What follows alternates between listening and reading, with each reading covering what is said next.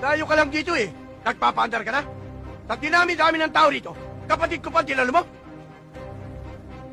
Tinanong mo ba sa kapatid mo kung anong pinagmulan? Hindi na importante yun. Nagkamali ka na sinagasaan. Sarge, pakiusap lang. Baka pwede natin pag-usapan to na maayos sa loob. Huwag kang makialam dito, Connie, ha? Alam ko ang ginagawa ko. Dapat lang na panagutin ko ang tao ito. Wala akong dapat panagutan. Umawat lang ako eh. Awat ba yung nakit ka? Ako nga pulis, hindi ko ginagawa yun eh. Pulis siya! Kaya gampanan mo pagka-pulis mo! Itong kapatid mo, bantayan mo sa ginagawa niya pananakot, pangungutong at pangugulpit sa mga tao rito. At sinasangkala yung pagka-pulis mo! Ang ibig mo sabihin kung sinsintor ako? Hindi ba? Gusto mo itumbak kita rito? Madaling sabihin yan eh.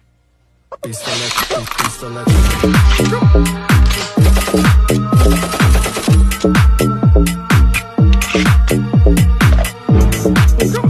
Hindi mo lang alam, Sarge. Hindi tayo talo. Oh, bakit di mo sinabi agad?